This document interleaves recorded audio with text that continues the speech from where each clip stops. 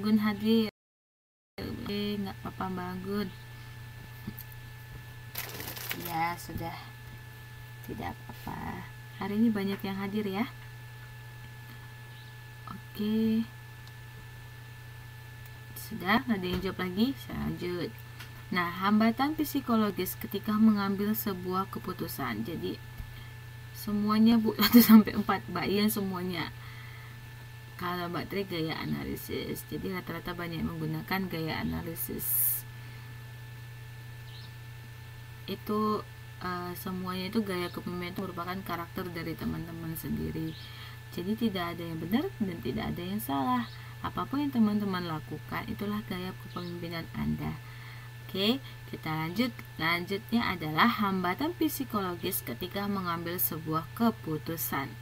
Nah, dalam mengambil sebuah keputusan pasti ada beberapa hambatan psikologis ya, artinya yang menjadi tantangan bagi diri Anda sendiri untuk mengambil keputusan. Nah, itu satunya ada penyakit yang namanya penyakit Hamlet, yaitu orang yang sulit untuk mengambil keputusan serta peragu. Kemudian ada yang namanya dorongan berlebihan, yaitu terlalu tergesa-gesa dan kurang matang dalam mengambil keputusan. Putus-putus. Kemudian ada kecemasan memikirkan akibat, yaitu mengalami ketidaktenangan mental, adanya perasaan takut yang berlebih-lebihan.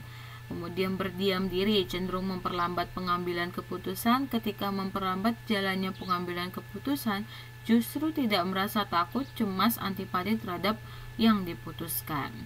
Jadi saya harap teman-teman jangan mengalami hambatan psikologis tersebut dalam mengambil keputusan. Harus yakin apapun keputusan yang Anda ambil. Oke.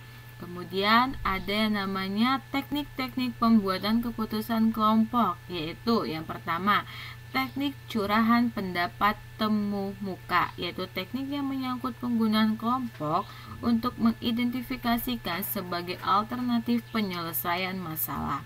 Nah, ada 4 aturan dari teknik ini. Yang pertama, bahwa putus-putus. Masih putus-putus. Masih putus-putus.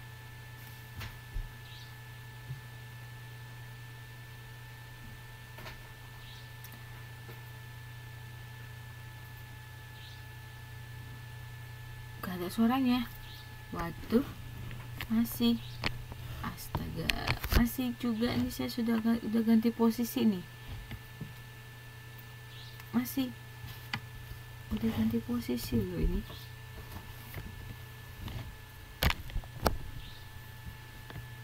Kayak terbawa angin malam. Masih juga, astaga. Tapi walaupun bergelombang jelas dengarnya masih dapat. Ini masih putus-putus juga. Kalau sekarang ini masih juga.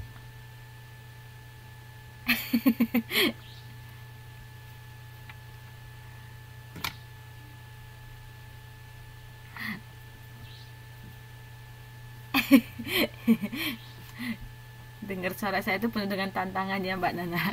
Iya nih Mbak Suci ngambil batunya nggak bersih soalnya. Aduh. Oke.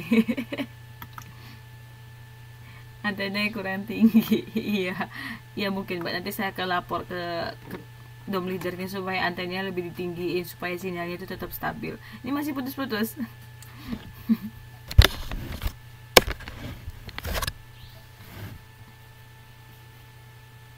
Masih putus-putus juga. Jelas. Mas putus selalu jelas dengan suara saya. Udah jelas ya. Mbak Tri punya tower khusus untuk menangkap suara saya soalnya.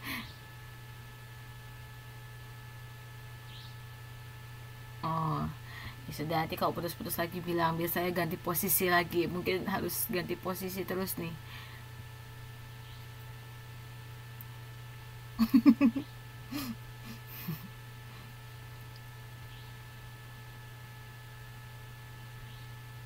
Minum. Udah ada minum kok. Udah, tapi sekarang udah jelas ya. Sip, jelas. Oke, kita lanjutkan. Nah, ada 4 aturan teknik ini. Setiap anggota tidak diperkenankan memberi kritik terhadap ide-ide yang disampaikan oleh kelompok lain. Jadi dalam teknik ini tidak boleh ada yang namanya kritik. Kemudian ada namanya setiap anggota bebas mencurahkan pendapat. Kemudian semakin besar jumlah ide yang diperoleh, semakin besar kemungkinan memperoleh ide yang baik. Dan diharapkan adanya kombinasi dan perbaikan ide. Nah, dengan adanya teknik ini, yaitu setiap orang bebas untuk memberikan pendapat siapapun dalam diskusi ini. Hanya saja kita tidak boleh mengkritiknya. Nah, artinya akan lebih banyak alternatif pengambilan keputusan. Jadi seorang manajer jika menghadapi situasi yang seperti ini harus berani untuk mengambil keputusan yang tepat. Oke. Kemudian ada teknik yang namanya teknik kelompok nominal. Nah, langkah pokok dari teknik ini yaitu usahakan setiap anggota kelompok menemukan ide-ide dan informasi dalam suatu kelompok nominal. Kemudian adanya penulisan ide-ide dan anggota kelompok yang dicatat oleh pimpinan kelompok sehingga lebih objektif.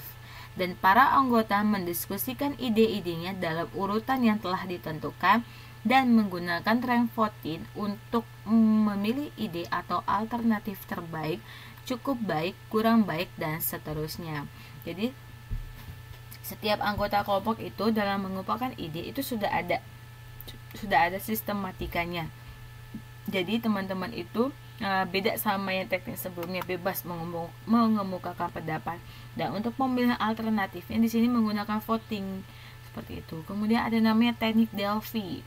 Teknik Delhi ini yaitu metode pembuatan keputusan dengan membentuk suatu panel yang beranggotakan sejumlah tenaga ahli untuk menanggapi sejumlah pertanyaan dari anggota sehingga mencapai suatu kesepakatan atas suatu persoalan.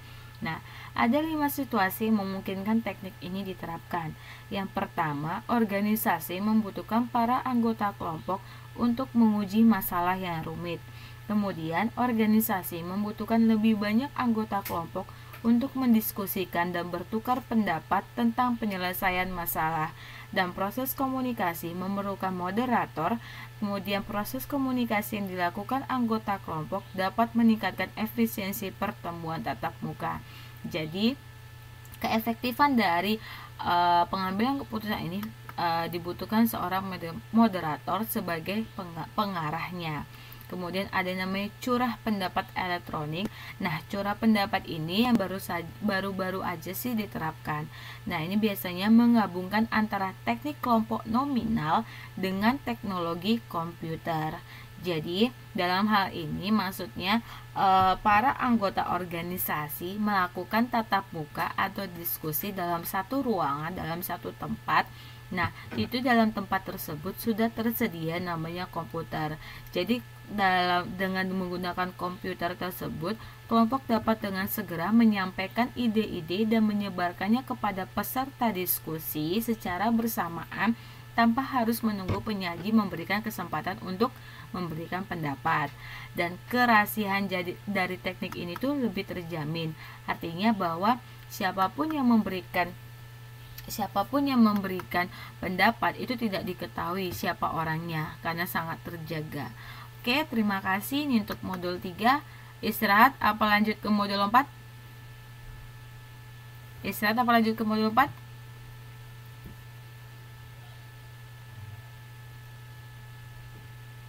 Istirahat, minum dulu sana. Lanjut, nggak minum dulu? Oh, lanjut. Oke, kalau teman-teman capek boleh sambil minum atau makan. Atau dia mulai ngantuk? Ini waktunya 5 menit lagi loh. Boleh saya tambah? Oke, minum dulu kata Mbak Win. Boleh, kita istirahat 5 menit. Ini waktunya 5 menit lagi. Boleh saya tambah? Karena tadi saya telat datangnya.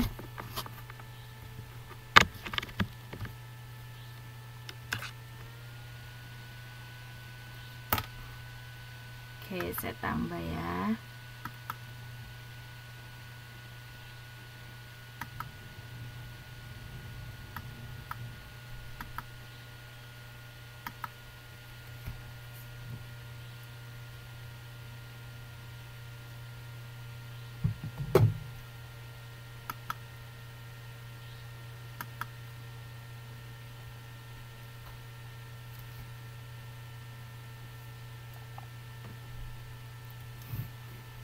Aku telat setengah jam kan.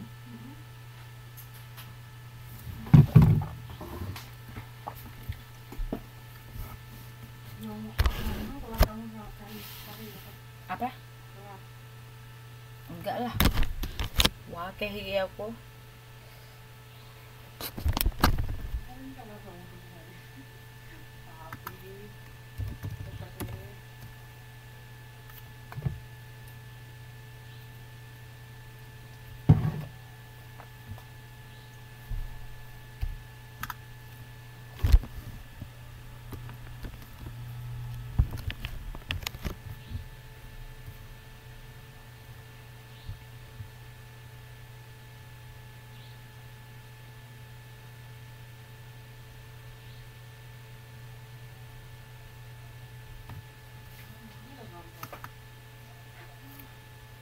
Lagi istirahat 5 menit.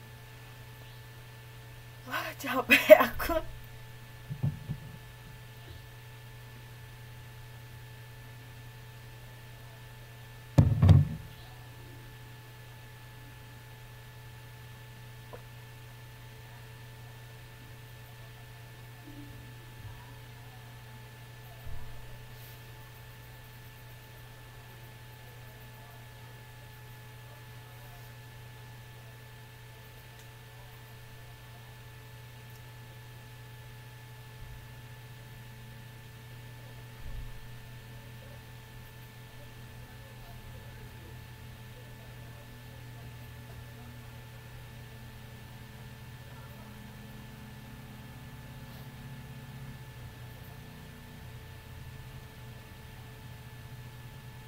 Dan pulang.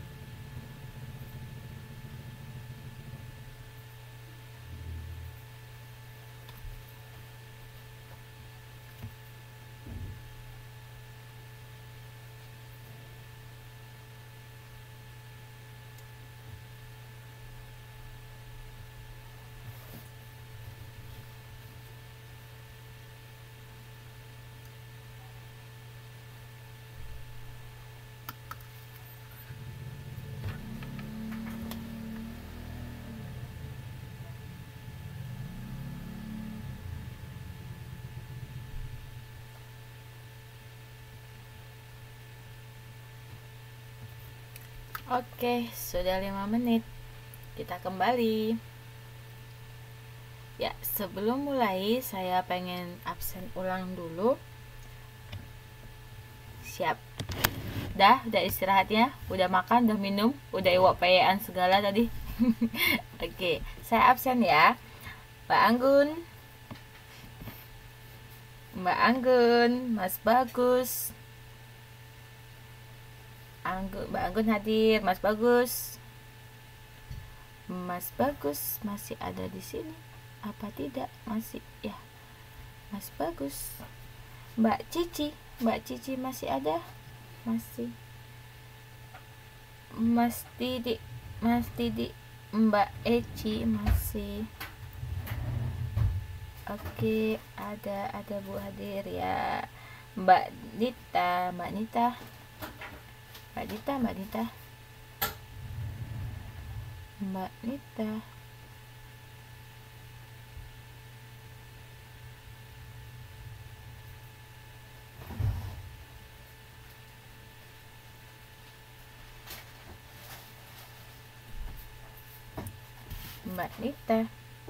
Kemudian Mbak Isna,